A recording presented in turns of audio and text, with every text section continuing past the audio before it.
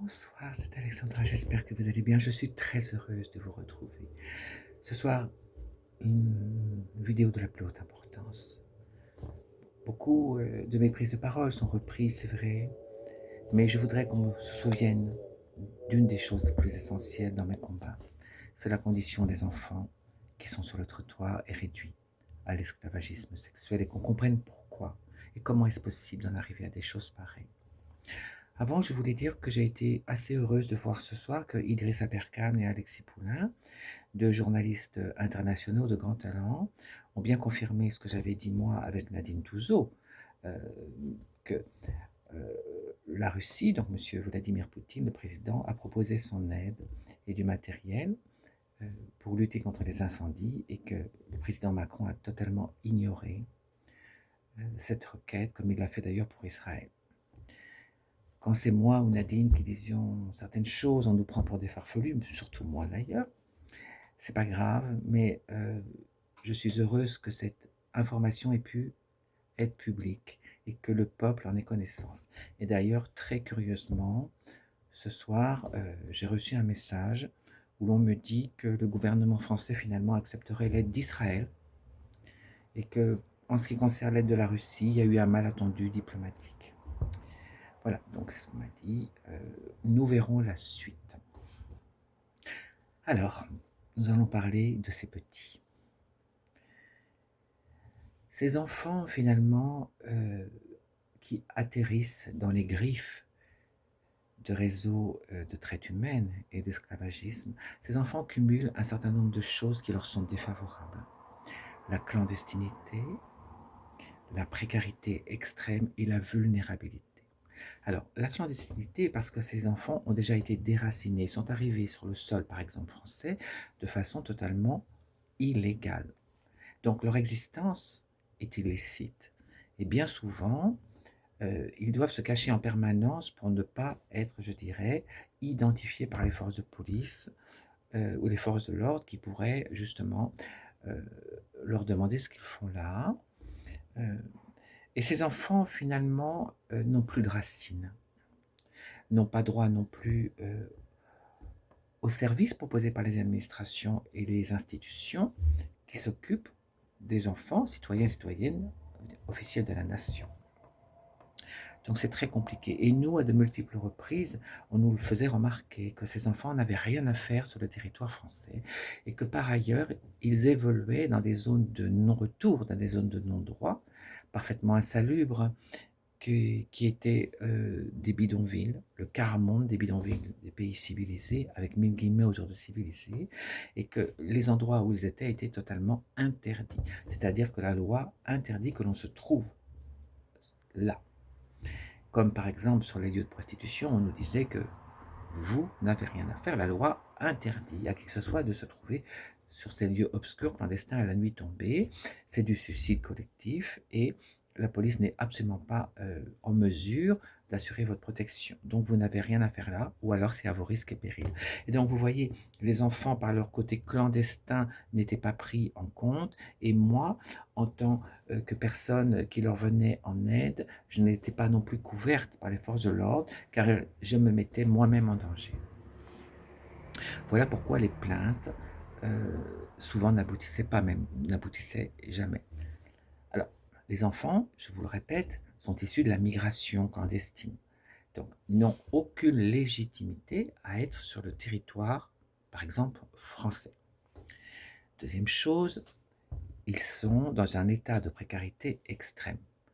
Même s'ils viennent avec des adultes, dont certains adultes peuvent être leurs géniteurs, ces mêmes adultes n'ont absolument aucun moyen de survie. Ils vivent dans des endroits insalubres, extrêmement sordides, précaires, et les enfants ne sont pas des enfants, sont livrés à eux-mêmes et doivent, tant bien que mal, trouver un moyen, donc de l'argent, euh, pour leurs besoins quotidiens alimentaires pour survivre. Inutile de vous dire que pour des enfants en bas âge, c'est la porte ouverte à toutes sortes de choses absolument abominables. Mais ces enfants ont besoin, comme tout le monde, je dirais, de se nourrir, de se vêtir et de faire face aux besoins quotidiens. Ensuite, il y a la vulnérabilité, bien sûr, parce que ces enfants n'ont jamais eu le temps d'être des enfants. Ils ont tout de suite été mis comme ça, dans des conditions dramatiques sur le trottoir, sans qu'on ait pris le temps de leur apporter, je dirais, de l'attention, leur donner une éducation, sans qu'ils aient pu avoir accès à la connaissance. Et par conséquent, se forger leur identité ou apprendre à identifier les dangers, par exemple. Donc, ces enfants, par exemple, ne savent ni lire ni écrire, n'arrivent pas forcément à s'exprimer ou à communiquer, c'est très compliqué. Et souvent, ils sont dans certaines formes d'autisme ou se prostrent comme ça, se renferment sur eux-mêmes. Et quand ils s'expriment, c'est souvent avec de la violence parce qu'ils ne sont jamais traités proprement. Donc, tout ceci fait que, si vous voulez, le panorama est explosif. Et dès lors, même si pour moi il n'y a aucune justification, absolument pas, ces enfants deviennent des proies pour des prédateurs particulièrement décadents et sordides qui euh, utilisent l'état clandestin, précaire et vulnérable de ces enfants pour en faire des esclaves sexuels. S'il arrive quelque chose à un enfant clandestin, qui va s'en soucier? J'ai envie de vous dire. C'est comme ça hein, qu'il faut voir les choses. Un enfant clandestin disparaît, qui va s'en soucier, puisqu'il n'existe pas. Un enfant qui est dans la précarité la plus extrême va, je dirais, accepter peut-être plus facilement certaines compromissions ou qu'on fasse certaines choses tout à fait atroces sur lui-même ou elle-même parce que l'enfant a besoin de manger. Et finalement, l'enfant va pratiquement accepter d'être martyrisé pour obtenir quelque chose qui va lui permettre de se nourrir. Et la souffrance qu'il va éprouver, la brutalité qu'il va recevoir, cette violence est parfois même, je dirais, inférieure à la détresse et la solitude psychologique qu'ils éprouvent du matin au soir quand ils sont livrés à eux-mêmes dans les artères des villes où personne ne veut d'eux, où ils n'existent pas, où ce sont des fantômes et où partout où ils vont, ils sont rejetés, discriminés, malmenés. C'est très important que vous compreniez ça. Par ailleurs, bien évidemment, cet état de fait n'arrange pas, je dirais, leur structure psychologique, leur sensibilité est mise à rude épreuve, leurs émotions sont complètement inhibées, et ces enfants-là ont déjà un mal immense à s'exprimer, mais quand il s'agit de mettre des émotions sur des actes ou sur des choses qu'ils ont subies, c'est pratiquement impossible. Soit ils tombent sous emprise dans un espèce de mutisme qui les conduit, je dirais, pratiquement de façon fatale à la mort, soit ils se révoltent euh, avec une violence et une brutalité qui va les mettre en danger, parce que automatiquement, on va essayer de les canaliser. Alors, vous allez me dire, oui, mais il y a quand même des associations qui s'occupent de ces enfants. Bien sûr, il y a des gens merveilleux qui leur tendent la main. Mais alors, quand il s'agit d'enfants, c'est très compliqué parce que automatiquement, si l'on trouve un enfant des rues, comme ça, dans des situations extrêmement inquiétantes. Bien évidemment, il y a des centres pour ça, on va vouloir les ramener. Mais ces enfants ont une existence malgré tout. Souvent, ils sont avec d'autres jeunes, dans des endroits isolés, des endroits reclus, ou dans des endroits comme ça, cachés sous les catacombes de Paris, dans les bois, etc. Et ils sont à nouveau déracinés. Et là, malheureusement, les centres ne sont pas toujours très bien formés ni opérationnels. Et les enfants se sauvent immédiatement, mais il y a des gens qui essayent de faire quelque chose. Donc moi, j'essayais toujours d'aller sur le terrain. Et donc, ce commerce illicite des enfants ne se fait pas en pleine lumière au bord des artères, mais bien dans des endroits reculés à l'intérieur des bois ou dans des lieux même extrêmement dangereux.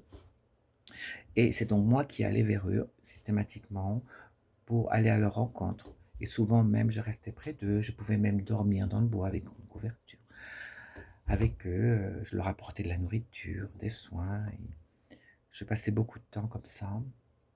Et je me mettais moi-même en danger, vous compreniez, parce que, euh, bien sûr, dans ces bois rôdent toutes sortes de personnes sordides, des personnes de sexe masculin, peuvent être même armées, violentes, brutales, qui viennent pour en découdre, en tout cas pour consommer les enfants.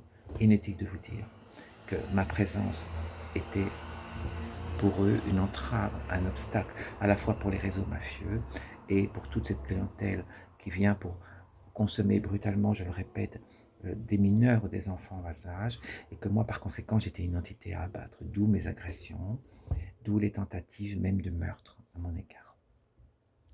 J'essayais de vous expliquer ça. Vous voyez, c'est compliqué pour moi d'en parler parce que c'est tellement d'émotions, tellement de souffrances et de souvenirs qui remontent. Mais je le répète, faites attention à vos enfants. Si vous voyez des petits comme ça, seuls, dans la détresse, ou des enfants avec des ecchymoses, des enfants qui peuvent paraître incohérents ou pas bien propres, je ne sais pas moi, il ne faut pas les rejeter, ces enfants-là, pas du tout. Il faut leur tendre la main, leur offrir un repas, leur poser quelques questions, et pas forcément les envoyer vers des centres. Parce que dès l'instant où l'enfant est isolé, sans, je dirais, la sécurité d'une vraie famille, ou en tout cas de gens qui sont bienveillants, regardez ce qui se passe à l'ASE, les enfants sont isolés et tombent, malgré que ce soit à l'ASE, dans les mains de personnes, je dirais, extrêmement dangereuses et peu recommandables. Et ensuite, c'est la prostitution, c'est les dérives diverses et variées, les substances illicites. Et ces enfants finissent toujours très mal. Voilà ce que je voulais essayer de vous expliquer ce soir. Et vous rappeler que les prédateurs, toutes ces personnes qui imaginent ces schémas déstructurés pour martyriser des êtres vulnérables et fragiles, ces gens sont bien présents dans la société, y compris tous les clients, les personnes de sexe masculin qui viennent les abuser. Et contrairement à ce que l'on croit, on ne peut pas les identifier. Ça peut être monsieur tout le monde, même un monsieur qui a des enfants du même âge que les victimes. Ce sont des gens à qui vous donneriez le bon Dieu sans confession, excusez-moi pour le terme bon Dieu, en tout cas que vous donneriez votre confiance, mais en aucun cas il faut le faire. Et il faut acquérir cette espèce de sensibilité, d'instinct, d'intuition, où vous arrivez à reconnaître si une personne est dangereuse et mauvaise, et l'écarter systématiquement de vos petits ou des enfants en général. Voilà ce que je voulais vous dire ce soir. Voilà, c'était une vidéo compliquée, mais j'espère que j'ai pas été confuse. Alexandra.